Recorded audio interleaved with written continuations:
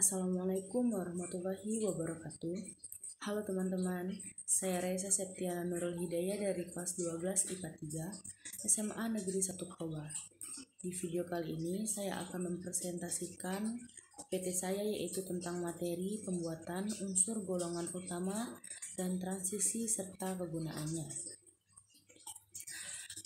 Yang pertama, saya akan menjelaskan tentang gas mulia.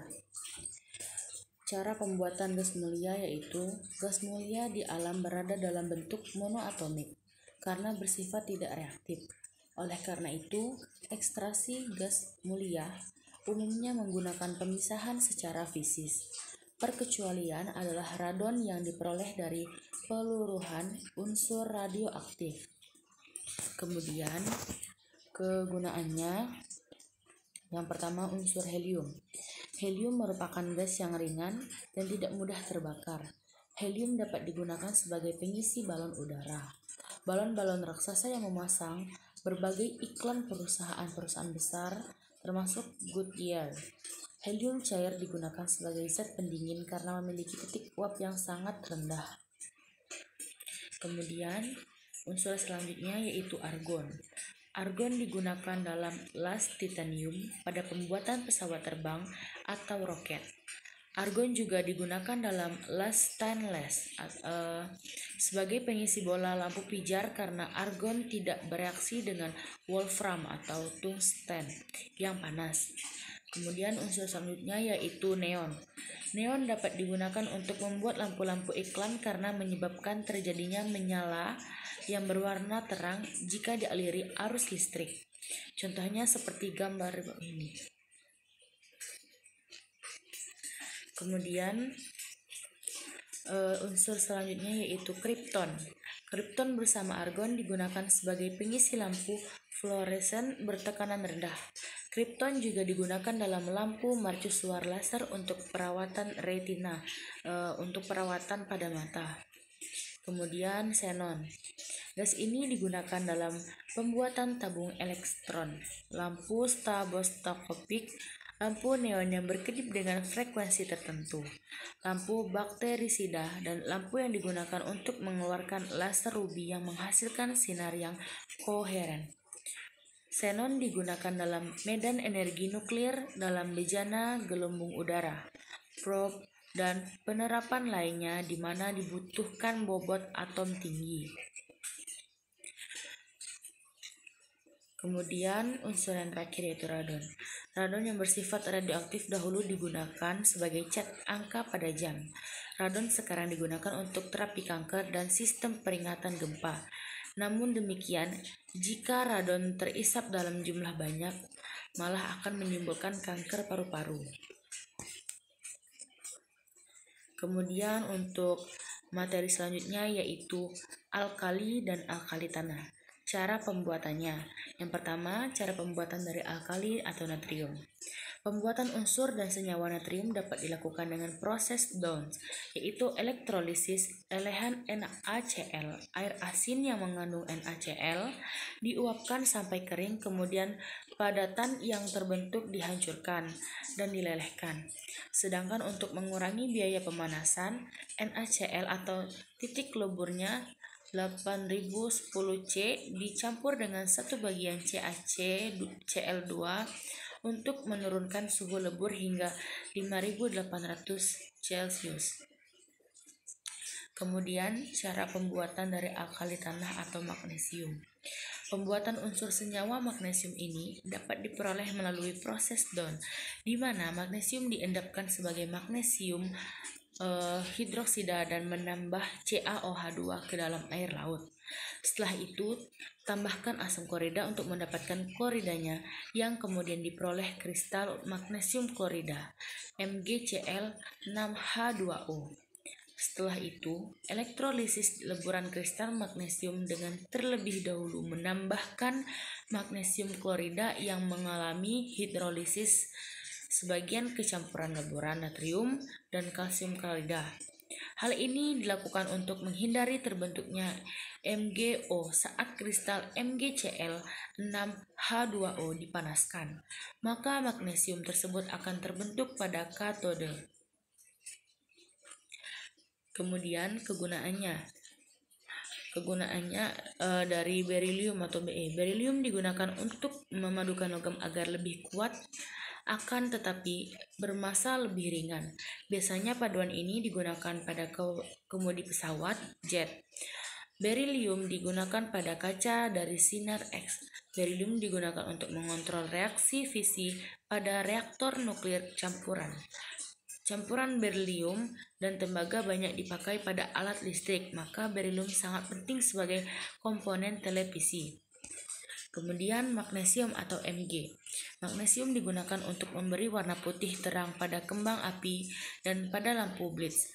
Senyawa MgO dapat digunakan untuk melapisi tungku karena senyawa MgO memiliki titik leleh yang tinggi. Kemudian kelanjutannya yaitu kalsium atau Ca. Kalsium digunakan pada obat-obatan, bubuk pengembang kue, dan plastik. Senyawa CaSO4 digunakan untuk membentuk gips yang berfungsi untuk membalut tulang yang patah. Senyawa CaCO3 biasanya digunakan untuk bahan bangunan seperti komponen semen dan cat tembok. Selain itu digunakan untuk membuat kapur tulis dan gelas. Kalsium oksida CaO dapat mengikat air pada etanol karena bersifat dehidrator. Dapat juga mengeringkan gas dan mengikat karbon dioksida pada cerobong asap. CaOH2 digunakan sebagai pengatur pH air limbah dan juga sebagai sumber basa yang harganya relatif murah. Kalsium karbida CaC2. Kemudian kelanjutannya lagi strontium atau Sr. Strontium dalam senyawa SrNO3 memberikan warna merah apabila digunakan untuk bahan kembang api. Strontium sebagai senyawa karbonat bisa digunakan dalam pembuatan kaca televisi berwarna dan komputer. Untuk pengoperasian mercusuar yang mengubah energi panas menjadi listrik dalam baterai nuklir RTC radioisotop thermoelectric generator RTG. Kemudian barium atau Ba. BaSO4 digunakan untuk memeriksa saluran pencernaan karena mampu menyerap sinar X meskipun beracun. BaSO4 digunakan sebagai pewarna pada plastik karena memiliki kerapatan yang tinggi dan warna terang. BaNO3 digunakan untuk memberikan warna hijau pada kembang api. Kemudian materi selanjutnya yaitu halogen. Cara pembuatan halogen yaitu halogen dapat dibuat dengan cara elektrolisis atau dengan cara mengoksidasi senyawa halida X-. Pada umumnya, unsur-unsur halogen X2 dibuat di laboratorium dengan cara mengoksidasi senyawa halida. Kemudian kegunaan dari halogen yaitu membuat senyawa CFC CCl2F2 sebagai pendingin ruangan, lemari es, dan mesin-mesin pendingin lainnya. Magnesium fluorida MgF2 digunakan dalam bidang optik seperti pembuatan lensa. Nah, pada senyawa CFC ini dia itu berfungsi untuk mendinginkan ruangan seperti menggunakan AC dan kulkas. Kemudian selanjutnya materi tentang golongan 6A. Cara pembuatan golongan 6A ini yaitu yang pertama ada unsur balerang. Pembuatan balerang pertama kali dikembangkan pada tahun 1904 oleh Frach yang mengembangkan cara untuk mengekstrak balerang yang dikenal dengan cara Frach. Kemudian senyawa balerang dioksida. Yang pertama SO2 murni diperoleh dari pembakaran belerang. Yang kedua pembangkangan sulfida. Kemudian unsur oksigen. Nah, ada 3 cara yaitu yang pertama pengurangan katalik hidrogen peroksida. Kedua penguraian termal senyawa yang mengandung banyak oksigen. Yang ketiga reaksi antara peroksida dan air. Kemudian kegunaannya. Belerang digunakan sebagai bahan pembuat asam sulfat, bahan pembuat cat ultramih, vermilion, kuning kadmium, pembuatan misu untuk membuat karbon disulfida dan bahan pembuat ebonit. Kemudian yang terakhir unsur transisi periode keempat. Cara pembuatannya yaitu yang pertama unsur titanium.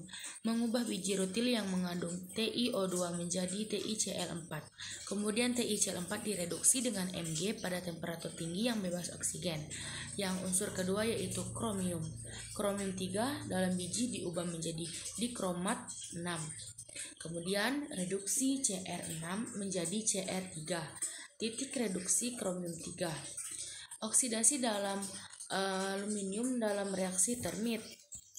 Kemudian kelanjutannya yaitu besi. Mengekstrasi bijinya dalam tanur hembus atau tanur tinggi.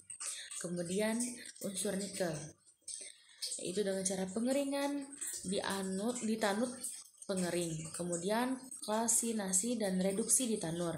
Nah, dari kalsinasi dan reduksi di tanur ini terdapat 3 cara. Yang pertama peleburan di tanur listrik, yang kedua pengkayaan di tanur pemurni, dan yang ketiga granula dan pengemasan. Nah, teman-teman, itulah presentasi dari saya tentang pembuatan unsur golongan utama dan kegunaannya. Semoga bermanfaat bagi kita semua. Mohon maaf apabila ada salah kata dalam penyampaian saya. Saya akhiri. Wassalamualaikum warahmatullahi wabarakatuh.